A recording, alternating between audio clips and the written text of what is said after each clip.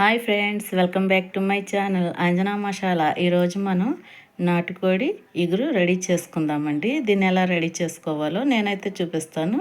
వీడియోలోకి అయితే వెళ్ళిపోదామండి.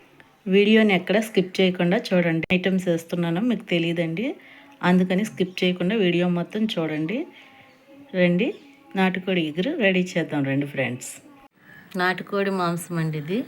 దీన్ని మనం పసుపు ఉప్పు వేసి 2-3 సార్లు శుభ్రంగా కడుక్కుంటే నీసు వాసన ఉండదు. ఇప్పుడు మనం కూర వండుకుందాం రండి. గ్యాస్ పై వెలిగించుకుని కుక్కర్ పెట్టుకుని నూనె పోసుకుని నూనె చట్పట్లాడాక బిర్యానీ ఆకునైతే వేసుకుందామండి. తర్వాత ఉల్లిపాయ ముక్కలు పచ్చిమిరపకాయ ముక్కలు వేసుకుని ఇలా గట్టిగా తిప్పుకోవాలి ఫ్రెండ్స్.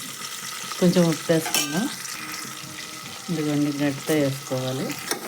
గట్టి పెట్టి మనం ఉప్పు వేసుకున్నాక ఇలా తిప్పుకొని మూత పెట్టేసుకోవాలి.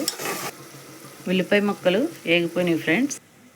మనం ముందుగా శుభ్రంగా కడిగి పక్కన పెట్టుకున్న ఈ నాటుకోడి మాంసాన్ని అయితే ఉల్లిపాయలు వేగిపోయినాయి కదండి, ఉల్లిపాయ ముక్కల్లో వేసేసి ఇవ్వండి మాంసాన్ని మనం కుక్కర్లోకి అయితే వేసేసుకుందామండి. గట్టి పెట్టి ఒకసారి కదుపుకుందాం ఫ్రెండ్స్. మూత పెట్టేసుకుందాం, ఇలాగ మాంసం మగ్గుద్ది. ఇప్పుడు మనం అల్లం పేస్ట్ వేసుకుందాం. ఇది అల్లం వెల్లుల్లి పేస్ట్ అండి, మిక్సీ పెట్టాను.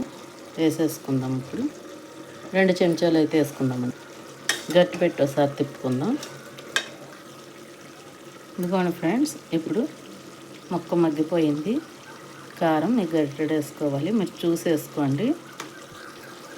గట్టి పెట్టి తిప్పుకోవాలి ఒకసారి.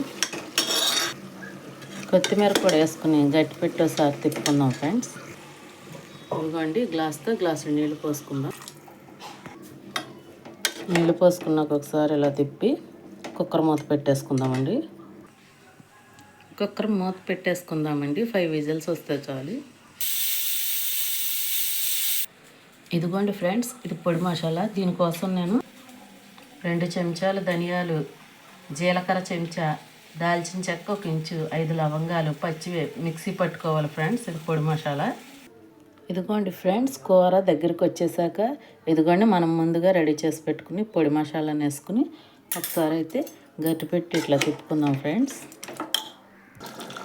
మసాలా వేసాక మళ్ళీ మనం స్టవ్ వెలిగించుకుని ఒకసారి అయితే ఒక 5 నిమిషాలు సరిపోతుందండి. ఇలా వేడి చేసుకోవాలి. ఇదిగోండి ఫ్రెండ్స్, కొత్తిమీర వేసుకుని గార్నిష్ చేసుకుంటే వేడి వేడిగా నాటుకోడి